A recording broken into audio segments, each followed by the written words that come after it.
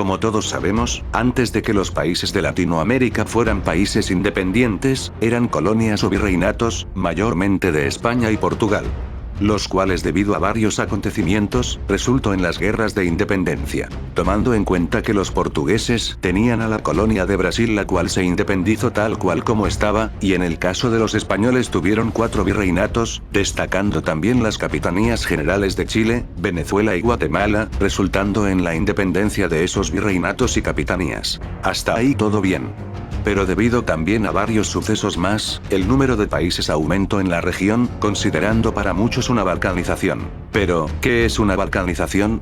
Según lo que nos indica una búsqueda de Google, y cito, desmembración de un país en varias comunidades o territorios enfrentados. Es decir, es cuando un país se divide en uno o más países. Un ejemplo histórico de esto fue la Guerra de los Balcanes, que es de donde viene el término, en el que Yugoslavia pierde ante las independencias de Croacia, Macedonia del Norte, Eslovenia y Bosnia y Herzegovina, para luego desaparecer definitivamente. Ahora bien, tomando de ejemplo de lo que sucedió en Yugoslavia, ¿qué hubiese pasado si pasaba una balcanización mucho más grande a los países de Latinoamérica?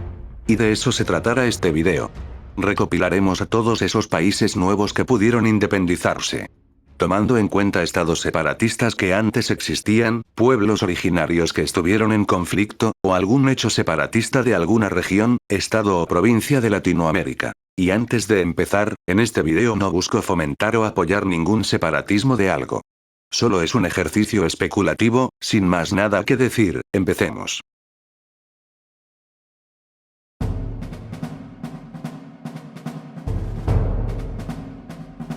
Empezamos con Argentina, un país que en sus inicios de historia, tuvo comunidades que se rebelaron, como la breve y olvidada República de Tucumán, fundada en 1820 y duró menos de 5 años. Este estado contenía a la actual provincia de Tucumán y a las provincias de Catamarca y Santiago del Estero. Otro caso sería el de la también aún más olvidada, República de Entre Ríos, la cual poseía obviamente Entre Ríos y Corrientes, fundada también en 1820, pero con la diferencia de que no duraría ni un año. Estos dos estados que nombre poseen una razón de ser, y es que Argentina pasaba por una etapa de anarquía conocida como la anarquía de la década del 20, en el que el país estaba bajo guerras civiles y el territorio no estaba del todo controlado. El siguiente en la lista es el estado de Buenos Aires, creado en 1852, debido a un enfrentamiento entre la Confederación y Buenos Aires, debido a que este último no quería reconocer las políticas de Urquiza, las cuales desfavorecían a los porteños.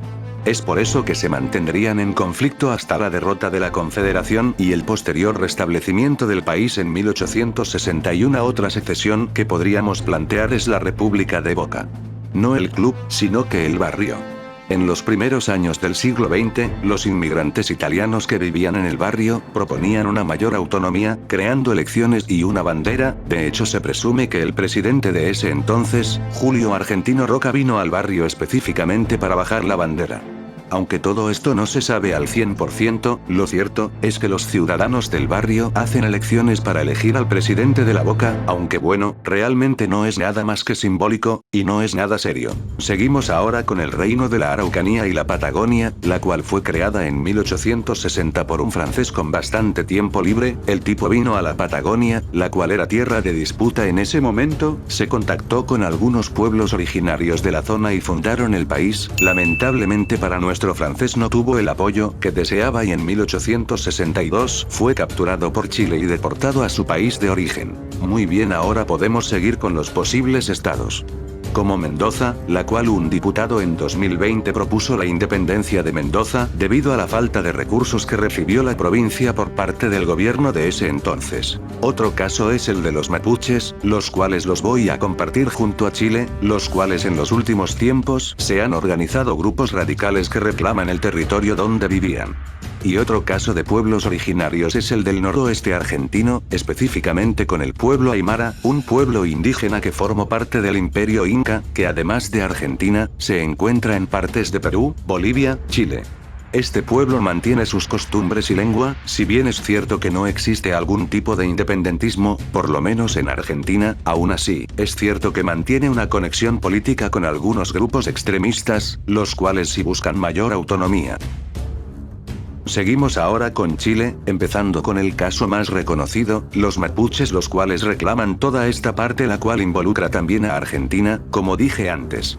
Siguiendo con los pueblos originarios también estarían los aymaras, los cuales tienen un poco más de presencia que en Argentina, y por último el reino de la Patagonia y la Araucanía, también tenía su presencia en Chile, es decir en la Araucanía. Cambiando a un país nuevo tenemos a Rapa Nui, la famosa isla de los Moais, una pequeña isla que durante mucho tiempo tuvo su autonomía, alejada de todos, pero durante finales del siglo XIX fue incorporada al Estado chileno. Otro caso podría ser el de la región de Magallanes, el cual tiene un movimiento social y político que reclama una mayor autonomía y reafirma su identidad, que tiene cosas ajenas a la chilena. Aún así, este movimiento no es de carácter independentista, sino que más bien es un movimiento federal, pero bueno. Otro caso muy poco conocido, pero ahora es un poquitito más conocido por el iceberg de los países, para nada largo. Así que después de este video vayan verlo. Es la micronación, República de Hualqui, un pequeño estado que se proclamó independiente en 1823, fundada por guerrilleros realistas, si se los puede llamar así, siendo liderados por Vicente Benavides. Esta república solo duró unos pocos días,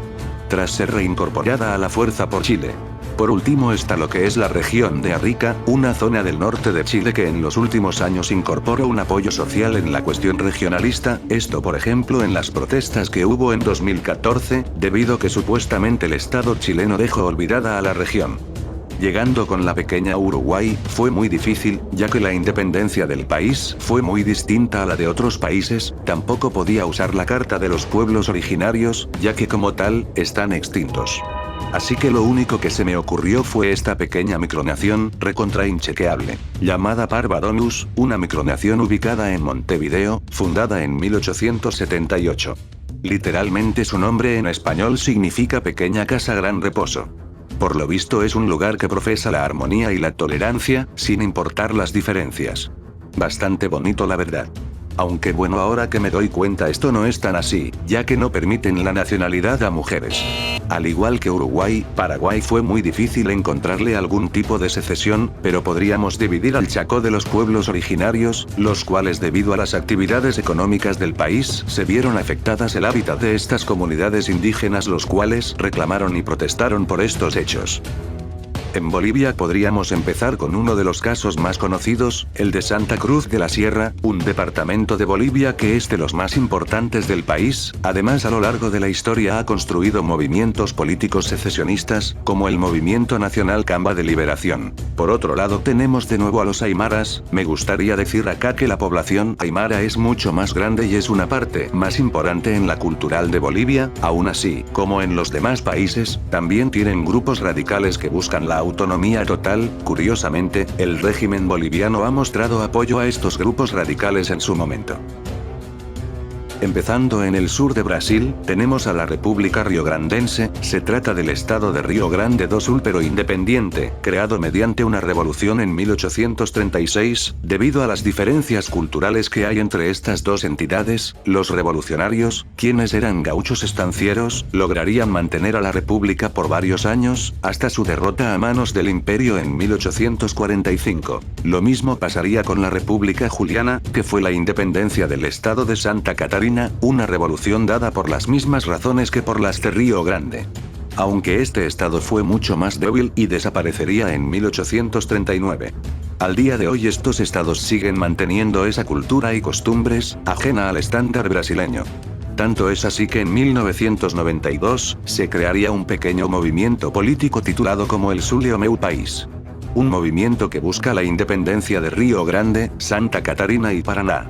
Otro caso es el de Sao Paulo, uno de los estados más importantes de Brasil, quiso ser independiente una vez, junto a Mato Grosso do Sul. El punto es que con la Liga de Defensa Paulista, que más que un grupo secesionista era una organización opositora al gobierno dictatorial de Getúlio Vargas, este grupo buscaba una nueva constitución nacional, resultando en una guerra civil en 1932. La guerra terminó con la aprobación de una nueva constitución en 1934, la de los opositores. Aún así la constitución solo duró 3 años. Otro caso es en Minas Gerais, específicamente en un pequeño distrito llamado Manhuasu. Un tipo en 1896, decidió fundar la República de Manhuasu, una micronación que mediante una revolución de 800 hombres lograrían crear la república. Sin embargo, las tropas brasileñas no tardaron en eliminar la revolución en un pocos días. Otro caso es el de la República del Acre de 1899, un estado anteriormente boliviano, que debido al poco interés de Bolivia en esas tierras, al punto tal de que habían muchos migrantes brasileños en la zona, un grupo de brasileños iluminados, mandados por el gobierno Brazuca, decidieron independizar el Acre. Como respuesta, Bolivia se enfrentaría a Brasil, terminado con la cesión del Acre a Brasil en 1904 y la derrota de Bolivia. Al día de hoy, no hay un independentismo del Acre, ya que de por sí la República fue como un estado títere de Brasil. Luego tenemos a la innombrable Cuarta Guayana, es decir, el estado de Cunani. Se trata de, curiosamente, franceses, que buscaban tratar de crear un nuevo país. Tomando en cuenta también que tenían al lado la Guayana francesa, por lo cual era también una oportunidad para que Francia ganara influencia en la región, tuvo apoyo de algunas comunidades indígenas de la zona pero nada más. Además, el poco apoyo de Francia además de la anexión pacífica del lugar a Brasil. El proyecto quedó cancelado. En Perú las cosas cambian con la República Sur Peruana, en donde básicamente se trata del sur del Perú, una zona en donde se concentran muchas comunidades indígenas y con un sentimiento muy regionalista, como Arequipa. Volviendo al caso. El estado se convirtió en un estado confederado cuando existió la Confederación Peruano-Boliviana de 1836. El legado de ese estado revivió cuando existieron las revueltas en el sur del Perú, debido al autogolpe del presidente Castillo, el cual tenía mucho apoyo en el sur, y la formación de un nuevo gobierno. Y también está el olvidado Estado Federal de Loreto, una especie de entidad subnacional que proclamó su autonomía en 1896 y bueno, debido al poco apoyo de la idea, se disolvió rápidamente. Con Ecuador fue bastante difícil encontrar algo, pero creo que podríamos considerar al Estado Libre de Guayaquil, antiguo estado independiente que fue una pieza clave en la independencia ecuatoriana. Al día de hoy Guayaquil es uno de los lugares más importantes de Ecuador, incluso por sobre la capital, pero nada más que eso. Ya llegando a Colombia, tenemos a Antioquia, un departamento colombiano que supo ser independiente una vez, como el Estado Libre de Antioquia, país que fue importante para la creación de la República de la Gran Colombia. Lo mismo pasaría con el Estado Libre de Cundinamarca, incluso ambas regiones estuvieron peleadas debido a sus distintas ideologías. Otro caso es el de la extraña República de Arauca, fundada en 1916 mediante un levantamiento popular conocido como la Humertera. El punto es que los organizadores eran liberales, opuestos al gobierno conservador de ese entonces. Tras ese hecho el gobierno colombiano volvió a retomar el poder de Arauca, aunque el caso de secesionismo más actual es en el archipiélago de San Andreas. Unas islas ubicadas en el Mar Caribe, que curiosamente estuvieron mucho tiempo en disputa entre Colombia y Nicaragua. El punto es que por las diferencias culturales con Colombia, una parte de la población de San Andrés mostró cierto apoyo al secesionismo y una anexión con Nicaragua. Venezuela también entra en la lista. Y el caso más conocido es el del estado de Zulia, al límite con Colombia. Un estado que se caracteriza por sus diferencias culturales y políticas con Venezuela. Esto último por ser el bastión más antichavista de Venezuela. De por sí el independentismo zuliano es un movimiento político histórico. Como por ejemplo, la creación del Estado Soberano de Zulia en 1858, el cual era en realidad un estado de Venezuela, pero con mayor autonomía. Duró hasta 1904, y en su mayor extensión, ya que sí, también tenía incorporados a otros estados venecos. Llegó a tener a Mérida, Táchira, Trujillo y Falcón. Bueno, ahora que terminamos Sudamérica, pasaremos por Norteamérica. Y voy a ser muy honesto, los países de Centroamérica, fue muy complicado encontrar algún movimiento separatista. Porque bueno, ya de por sí sus independencias vienen de una balcanización de la República Centroamericana. Pero creo que podríamos agregar a los siguientes. Empezamos con Panamá, con la comarca indígena de Gunayala, que incluso logró tener una efímera independencia en 1925 como la República de Tulé. Una revolución indígena, debido a la occidentalización de Panamá, y el abandono del Estado por esa zona, aunque por suerte ambas entidades lograron un acuerdo. En Costa Rica no se me ocurre más nada que el estado de Limón, el cual además de tener cierto movimiento regionalista, posee una lengua criolla que lo diferencia del resto de la población tica, la cual es el criollo limonense, antigua lengua indígena, aunque bueno, solo es hablado por 50.000 personas en Nicaragua junto a Honduras. Tenemos al olvidado reino de Mosquito, un reino que abarcó toda la costa de Nicaragua más un poco de la costa de Honduras. El reino se caracterizaba por ser una monarquía de indígenas, de la etnia Misquito. De hecho, la monarquía tuvo sus orígenes muchos siglos antes de la independencia de Nicaragua, ya que se formó desde el siglo XVII, el reino recibió ayuda de los británicos, quienes convirtieron al reino en un protectorado. Ya con las guerras de independencia, el protectorado fue perdiendo el interés de los británicos, y en 1894 el último rey del reino Mosquito le cedió el territorio a Nicaragua. Actualmente la etnia Misquito existe, pero no hay un regionalismo tan grande. Y en Guatemala lo único que se me ocurre es la República de los Altos, antiguo estado que formó parte de la República Centroamericana, y que obtuvo su independencia en 1838, pero luego se unió pacíficamente con Guatemala. Con Cuba, República Dominicana y El Salvador, seré muy honesto.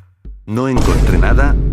Probablemente no hay muchos movimientos secesionistas tan grandes. Si alguno de esos países tiene conocimiento sobre lo que hay ahí, no duden en comentar. Y en Puerto Rico, pues bueno, la propia Puerto Rico, ya hay algunos movimientos sociales que buscan independencia total sobre Estados Unidos.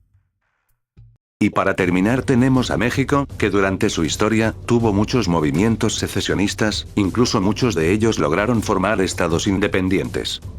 Como por ejemplo el caso de Chiapas, un estado mexicano que tiene un dialecto distinto al mexicano. Su independentismo tuvo su auge en 1821, cuando se independizó del Imperio Español recién 1823, lo que parecía que iba a ser una incorporación a Guatemala, o mejor dicho, de la República Federal de Centroamérica, jamás se concretó, ya que solo 3 años después el Imperio Mexicano se adjudicaría el territorio de Chiapas, debido a unas elecciones sobre si querían anexarse a México o no.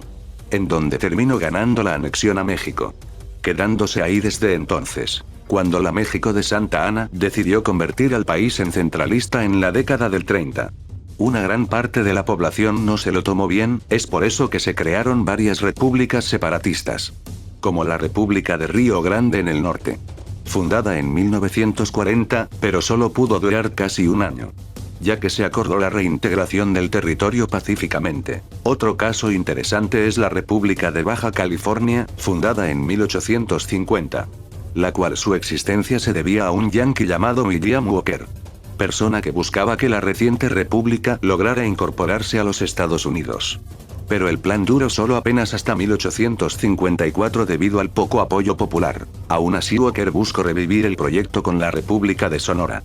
Pero también fracasó estrepitosamente. Si te diste cuenta, todos estos estados efímeros provienen del norte, una región que parece que tiene una idea regionalista bastante popular.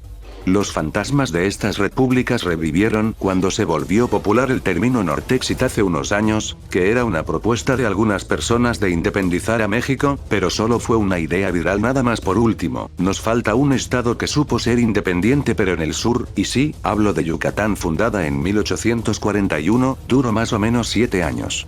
Incluso crearon leyes y su propia constitución. A pesar de estos logros, no fue suficiente para contrarrestar la discordia que se vivía en el país, ya que la república estaba en guerra con varias comunidades mayas que se rebelaron ante el Estado, debido a las pésimas condiciones en las que vivían. Es por eso que México decidió ayudar a Yucatán, a cambio de reincorporarse, cosa que los yucatecos accedieron.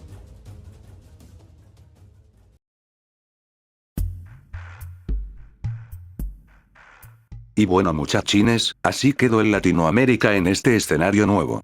La verdad es que se notan los cambios. Podemos destacar que los estados como Uruguay, Paraguay y Centroamérica, son los estados más unidos, por así decirlo, mientras que países como México, Argentina, Brasil, o Colombia, les costó mucho más forjar un control de identidad que uniera a todo su territorio. Aún así, Latinoamérica en general, salvo algunas excepciones, siempre se mantuvo al margen de los conflictos internos, cosa que en algunas partes del mundo parece ser el pan de cada día, y los actuales movimientos secesionistas no tienen el poder o influencia suficiente para que ocurran sus propuestas. En fin, muchas gracias por haber llegado hasta el final. Recuerden que pueden publicar sus opiniones por acá, que yo siempre los leo. En fin. Nos vemos.